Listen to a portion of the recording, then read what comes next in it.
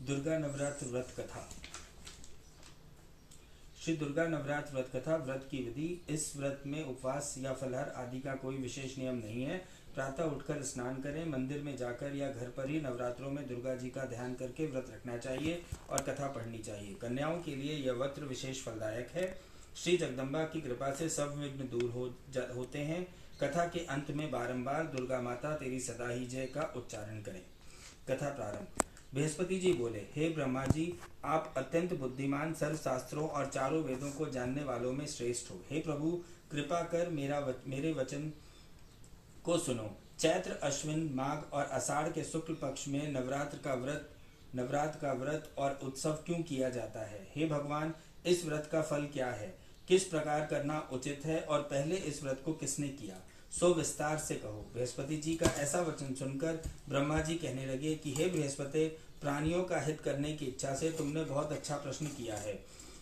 जो मनुष्य मनोरथ को पूर्ण करने वाली दुर्गा, महादेव, सूर्य और नारायण का ध्यान करते हैं, वे मनुष्य धन्य हैं। वह नवरात्र का व्रत संपूर्ण कामनाओं को पूर्ण करने वाला है, जिसके करने से पुत्र चाहने वाले को पुत्र, धन चाहने वाले को धन, विद्या चाहने वाले को विद्या और सुख चाहने वाले को सुख मिलता है। इस व्रत को करने से रोगी मनुष्यों का रोग दूर हो जाता है और कारागार में बंद हुआ मनुष्य बंधन से छूट जाता है। मनुष्य की समस्त विपत्तियां दूर हो जाती हैं और उसके घर में संपूर्ण संपत्तियां आकर उपस्थित हो जाती हैं। बाध्य और काकबाध्य स्त्री के इस व्रत को करने से पुत्र पैदा हो जाता है। समस्त पापों को दूर करने वाले इस व्रत के करने से ऐसा कौन सा मनोरथ है जो सिद्ध नहीं हो सकता? जो प्राणी इस अलभ्य मनुष्य देह को पाकर भी नवरात्र का व्रत नहीं करता, वह माता और पिता से हीन हो जाता है, अर्थात उसके माता पिता मर जाते हैं और वह अनेक दुखों को भोगता है। उसके शरीर में कुष्ठ रोग हो जाता है और वह अंगहीन हो जाता है। उसके संतानोक्ति नहीं होती। इस प्रकार वह मूर्ख अनेक दुखों को भोगता है। इस व्रत को न करने वाला निर्दयी मनुष्य धन और धान्य से रहित होकर भूख और प्यास के मारे पृथ्वी पर घूमता फिरता है और गूंगा हो जाता है। जो सधवा स्त्री भूल से इस व्रत को नहीं करती, वह पतिहीन होकर नाना प्रकार के दुखों को भोगती है।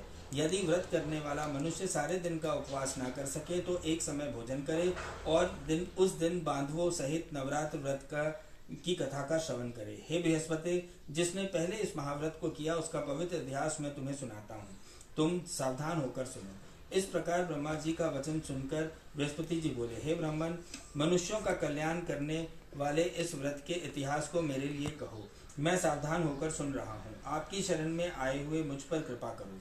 ब्रह्मा जी बोले, पठित नामक मनोहर नगर में एक अनाथ नाम का ब्राह्मण रहता था। वह भगवती दुर्गा का भक्त था। उसके संपूर्ण सद्गुणों से युक्त मानव ब्रह्मा की सबसे पहली रचना हो ऐसी यथार्थ नाम वाली सुमति नाम की एक अत्यंत सुंदर पुत्री पैदा हुई।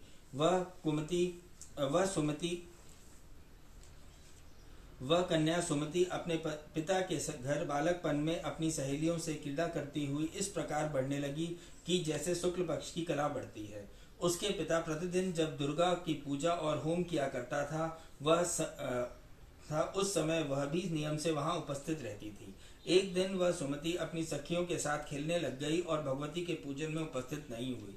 उसके पिता को पुत्री की ऐसी असावधानी देखकर क्रोध आया और पुत्री से कहने लगा कि हे दुष्पुत्री, आज प्रभात से तूने भगवती का पूजन नहीं किया, इस कारण मैं किसी कुष्ठ रोगी और दरिद्र मनुष्य के साथ तेरा विवाह करूंगा। इस प्रकार कुपित पिता के वचन सुनकर सुमति को बड़ा दुख हुआ और अपने पिता से कहने लगी कि हे पिताजी, मैं आपकी कन्या हूँ, मैं हर तरह से आपके अधीन हूँ। जैसी आपकी इच्छा हो मेरा विवाह कर सकते हैं, पर होगा वही जो मेरे भाग्य में लिखा है। मेरा तो इस पर पूर्ण विश्वास है।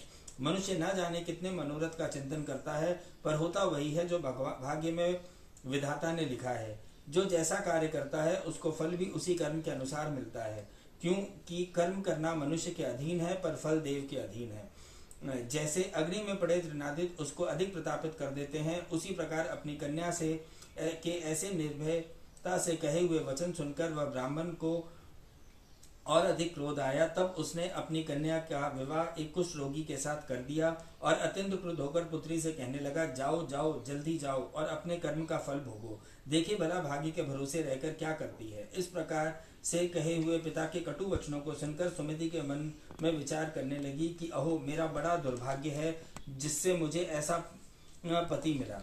इस तरह अपने दुख का विचार करती हुई सुमति अपने पति के साथ वन में चली गई और भयावह कुशा युक्त उस स्थान पर उन्होंने वह रात बड़े कष्ट से व्यतीत की।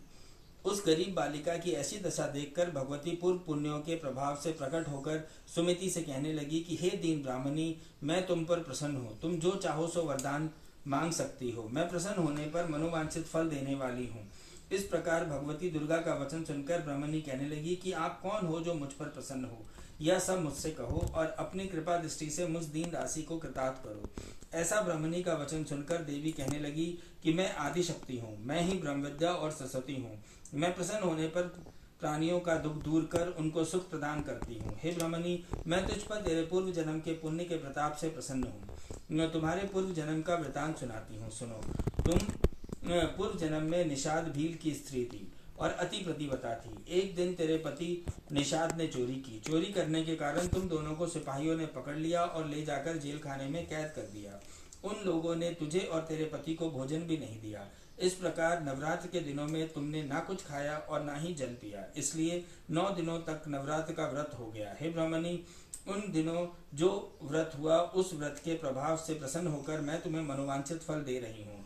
तुम्हारी जो इच्छा हो सो मांगो। इस प्रकार दुर्गा देवी के कहे वचन सुनकर ब्राह्मणी बोली कि अगर आप मुझ पर प्रसन्न हैं तो हे दुर्गे, मैं आपको प्रणाम करती हूँ, कृपा कर मेरे पति के कोढ़ को दूर करो। देवी कहने लगी कि उन दिनों में जो तुमने व्रत किया उस व्रत के एक दिन का पुण्य अपने पति के कोढ़ को दूर करने के लिए अर्पण करो। मेरे प्रभाव से तेरा पति कोढ़ से रहित और सोने के समान शरीर वाला हो जाएगा।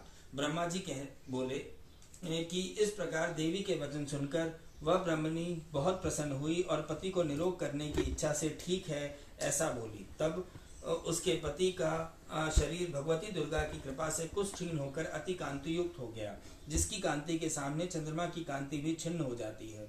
वह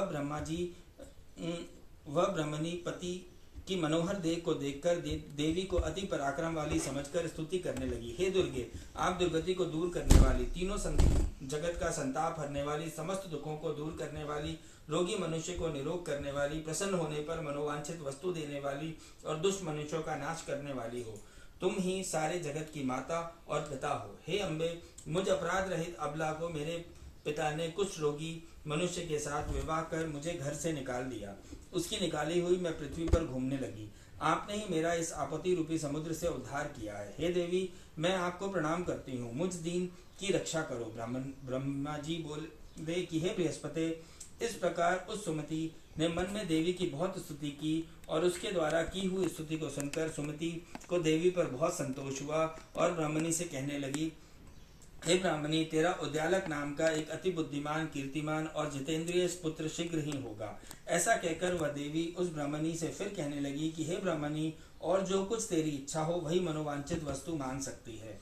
ऐसा देवी दुर्गा का वचन सुनकर सुमति बोली कि हे दुर्गे, अगर आप मुझ पर प्रसन्न हैं तो कृपा कर मुझे नवरात्र व्रत की विधि बतलाइए। हे दयामयी, जिस विधि से व्रत करने से आप प्रसन्न होती हैं उस विधि तथा उसके फल को मुझसे विस्तार पूर्वक कहें। इस प्रकार ब्राह्मणी के कहे वचन सुनकर माँ दुर्गा कहने लगी कि हे ब्राह्मणी, मैं संपूर्ण पापों को दूर करने वाली नवरात्र व्रत की विधि तुमको बतलाती हूँ, जिसके करने से समस्त पापों से छूटकर मोक्ष की प्राप्ति होती है। अश्विन मास के शुक्ल पक्ष के प्रतिपाद से लेकर 9 दिन तक विधि पूर्वक व्रत करें। यदि दिन भर का व्रत ना कर सके तो एक समय भोजन करें। पढ़े लिखे ब्राह्मणों से पूछकर घट स्थापना करें और वाटिका बनाकर उसको प्रतिदिन जल से सींचें। महाकाली, महालक्ष्मी, महासरस्वती की मूर्तियां बनाकर उनको नित्य विधि सहित पूजा करें और पुष्पों से अर्घ दें। बिजौर के फूल से अर्घ देने से रूप की प्राप्ति होती है और जाय फल से कीर्ति तथा दाख से कार्य की सिद्धि होती है। आंवले से सुख और केले से भूषण की प्राप्ति होती है। इस प्रकार फलों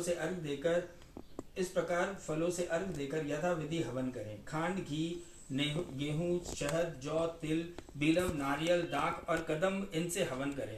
गेहूं से होम करने से लक्ष्मी की प्राप्ति होती है। खीर तथा चंपा से पुष्पों से धन और पत्तों से तेज एवं सुख की प्राप्ति होती है। आंवले से कीर्ति और केले से पुत्र की प्राप्ति होती है। कमल से राज सम्मान और दाखों से सुख और संपत्ति की प्राप्ति होती है। खांड, घी, नारियल, शहद, जौ, तिल इनसे तथा फलों से होम करने से मनोवांछित वस्तु की प्राप्ति होती है। व्रत करने वाला मनुष्य इस विधान से होम कर आचार्य को अत्यंत नम्रता के साथ प्रणाम करे और यज्ञ की सिद्धि के लिए उसे दक्षिणा दे। इस महाव्रत को पहले बताई हुई विधि के अनुसार जो कोई करता है उसके सब मन पूर्ण हो जाते हैं, इसमें तनिक भी संशय नहीं है। इन 9 दिनों में जो कुछ दान आदि दिए जाते हैं उसका करोड़ों गुना फल मिलता है। इस प्रकार नवरात्र का व्रत करने से ही अश्वमेध यज्ञ का फल मिलता है। हे ब्राह्मणी, इन संपूर्ण कामनाओं को पूर्ण करने वाले उत्तम व्रत को तीर्थ, मंदिर अथवा घर पर ही विधि के अनुसार करें। ब्रह्मा जी बोले, हे बृहस्पति, इस प्रकार ब्राह्मणी को व्रत की विधि को बतलाकर देवी अंतर्ध्यान हो गई। जो पुरुष या स्त्री इस व्रत को भक्ति पूर्वक करता है वह इस लोक में सुख पाकर अंत में दुर्लभ मोक्ष को प्राप्त होता है। हे बृहस्पति, यह दुर्लभ व्रत का महात्म्य मैंने तुम्हारे लिए बतलाया। ऐसा ब्रह्मा जी का वचन सुनकर बृहस्पति जी आनंद के कारण रोमांचित हो गए और ब्रह्मा जी से कहने लगे कि हे ब्राह्मण, आपने मुझ पर अति कृपा की जो अमृत समान इस नवरात्र का व्रत का महात्म्य सुनाया। हे प्रभु, आपके बिना और कौन इस महात्म्य को सुना सकता है। ऐसा बृहस्पति जी का वचन सुनकर ब्रह्मा जी बोले, हे बृहस्पति, तुमने सब प्राणियों का हित करने वाले इस अलौकिक व्रत को पूछा, इसलिए तुम धन्य हो। यह भगवती संपूर्ण लोकों को पालन करने वाली है। इस महादेवी के प्रभाव को कौन जान सकता है। दुर्गा माता तेरी सदा ही जय, दुर्गा माता तेरी सदा ही जय, दुर्गा माता तेरी सदा ही जय।